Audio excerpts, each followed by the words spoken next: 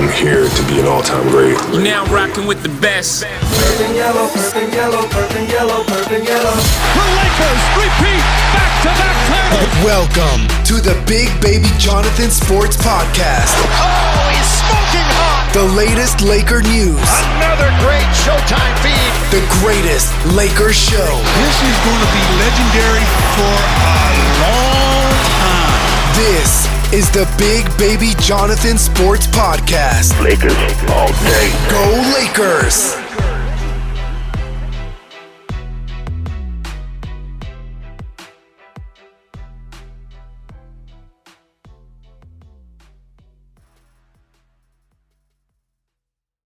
What's good, everybody? It's your boy, Big Baby Jonathan here.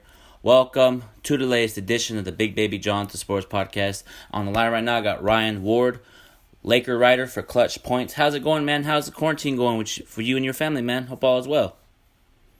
I'm good. Scratching the wheels a little bit, but I'm good. Yeah. Especially with the news coming out. Yeah, man. We're gonna talk about that. But first, before we get into the breaking news, I want to ask you, what was the process that led you to become a Laker writer for ClutchPoints? Well, for ClutchPoints, I was already pretty established. Mm-hmm. It was a good opportunity, so I took it. And they wanted me to be the Lakers reporter for them, and so I took that over, and I do some editing on the side too, for them, for the NFL side of things. But my journey, as a whole, it goes back quite a ways. I mean, more than a decade. And it's quite the journey. Quite a weird, twisting, unpredictable journey that I didn't think I'd be where I'm at. Not that I'm, big time or anything, but just being able to have a job writing about sports. I don't think there's anything better as a sports fan. Yeah, I saw your work that you do, man. You do a good job, and you had that Pau Gasol article about him potentially coming back to the Lakers. Can you talk a little bit about that? Yeah, well, I'm working on this 10th anniversary piece, and I've been doing it for 6 months now. Mm-hmm. And I've been just hunting down all the guys from the team. I got the majority of them, obviously. I tried to get Kobe, but he was tough to get. I mean, as you would expect, and then unfortunately passed away.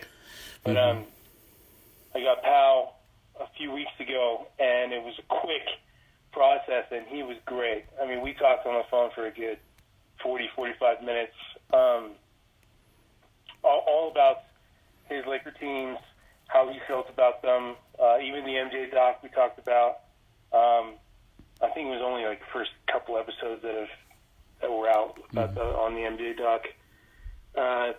But yeah, he had some interesting things to say, and then I asked him about whether he considered coming back, because he seems to be on the fence about whether or not he wants to continue playing because of his injury history the last couple of years. But he seems open to the prospect. I mean, he wasn't chomping at the bit about it, but he definitely, I think if Rob Pelinka came calling and he offered him something or some kind of role, I mean, who knows? Maybe even on the coaching staff or something, he would consider it. Yeah, I would love that Pau back on the Lakers. He'd bring that veteran leadership. He'd bring that championship experience to the Lakers, Even if he doesn't play that much, if he's there, if he does what Jarrett Dudley just sits on the bench and helps the other guys get in the momentum and energy up. But overall, if he comes back to the Lakers, I'll be hella happy because Pau Gasol brought us 2 championships. His work ethic, he's a very great dude. Overall as a player too. That'd be kind of cool. Come back, win a ring for let's say the season does come back. We'll get into that in a little bit. We signed Pau Gasol, and he wins a championship. You know how great that would be for Pau, win a championship. In LA again, have 3 titles. That'd be amazing. It'd be tremendous. You know what I mean? Yeah, I mean, and if that's his ultimate goal to win one more before he hangs it up. I think signing with LA would be a good choice. I mean, he tried with Milwaukee, right? It was the injuries. Yeah, it was Milwaukee and then Portland, and then Portland.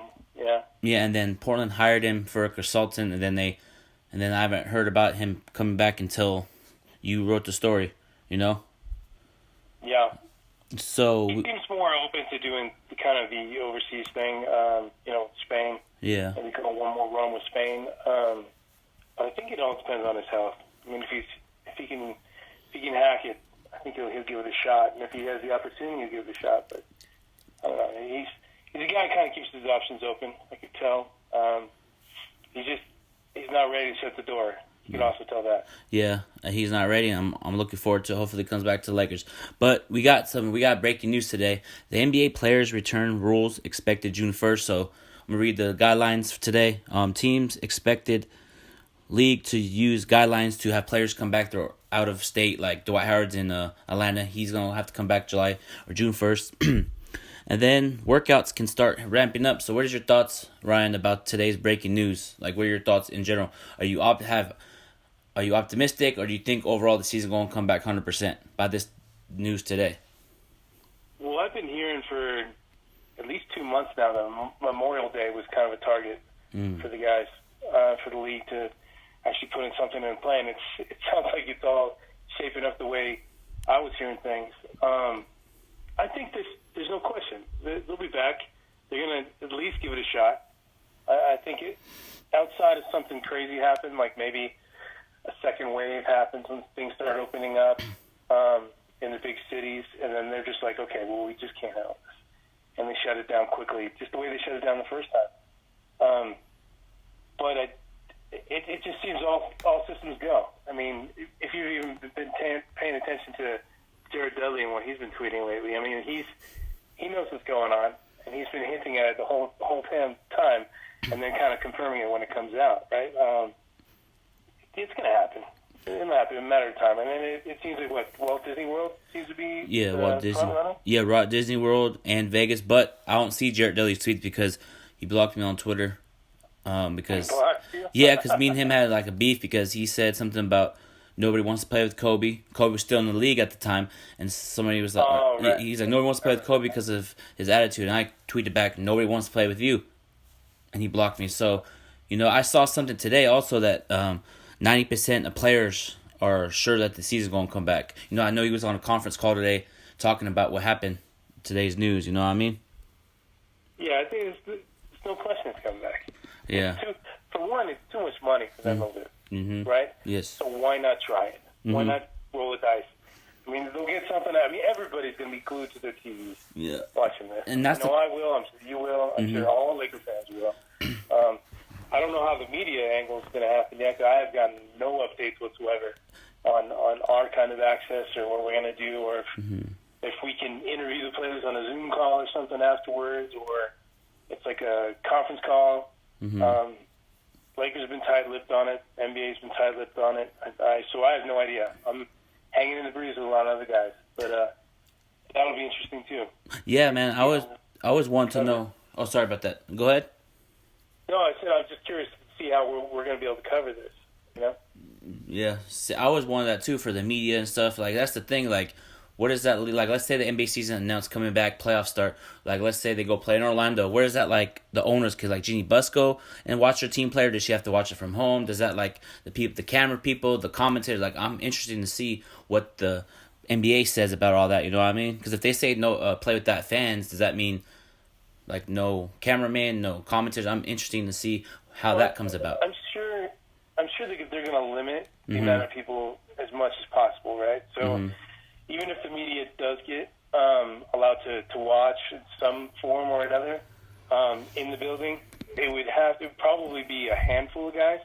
Probably just be the beat guys, like ESPN and LA Times, like all the big outlets, right? So they'll forget about small fries like myself with stuff. But I would assume that's the way it's going to happen because they've been kind of limiting us throughout this whole period anyway. I mean, I got one email from the Lakers, I think it was like 2 months ago. Hope everything's okay, Ryan. Just give me an update on what's going on. And it was the biggest email I've ever gotten. And then I asked the question, like, hey, so what's our access? Can I get players? Can I interview anybody over the phone? And they didn't even respond. So I don't know what the hell's going on with those guys. And I'm not the only one frustrated with that, but then again, it's a crazy time. It's unprecedented, right? Like, we've never gone through anything like this, and hope we never do again. But I am curious. I am curious to see what's going on because I'm in Colorado right now with my family. I live in Pasadena, but it just got too crazy over there, and I was confined by myself. So I was like, why the hell am I here? So you come out here, and it's like a different world in Colorado compared to California. But that's why I was kind of hoping Vegas would be where they do it. And then if we get access, that's not too far from here or California, so I'd be willing to go over there and stay there for a couple of weeks if that's the case. Yeah, man, it's crazy times, man. But ever since Kobe passed away, man, 2020 has been crazy. It's been crazy. It never stops. Yeah, it's crazy. But hopefully, what I do with this difficult time, I pray, have faith, because a lot of people that post stuff about what's going on are always negative, and I was like, no, have faith, let's pray and just uplift instead of always, like, all this stuff has been crazy, and a lot of stuff has been negative about it, praying's good, overall, having faith through this time, we'll get through this together. Yeah, it's difficult. Everybody's got a different situation. Like, I couldn't even picture if I was married with kids right now. I've got a couple buddies that are in that situation. The way they handle it, I don't know how they're doing it. They got a hell of a lot of patience, and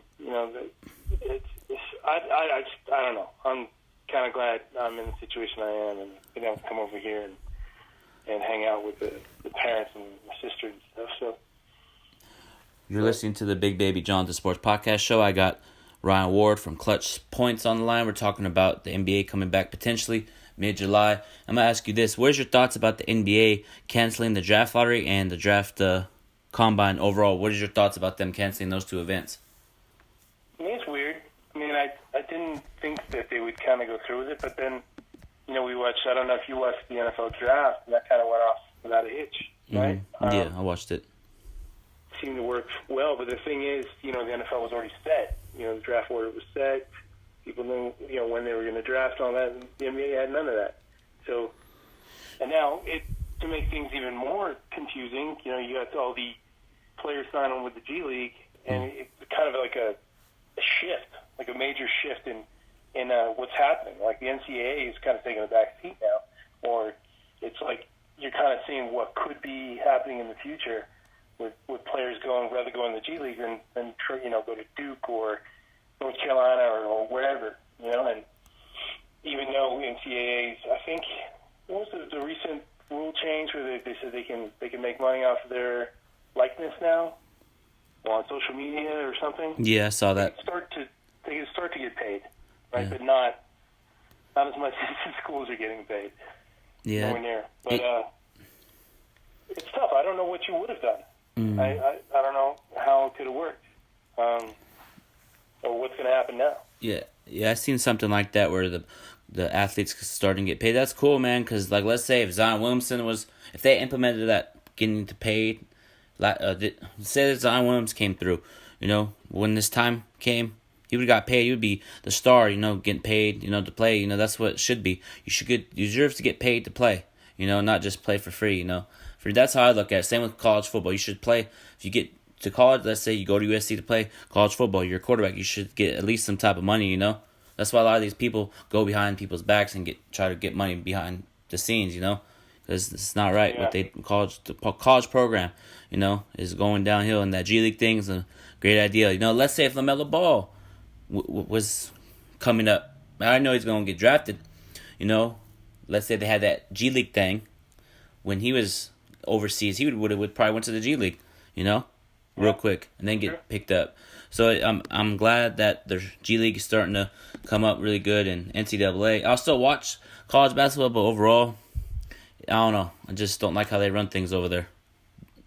No, I think you're seeing a beginning of a new era. Mm-hmm. I think you're going to see some pretty drastic changes within the next maybe 3 years. Even I was going to say 5, but I think it's sped up the process.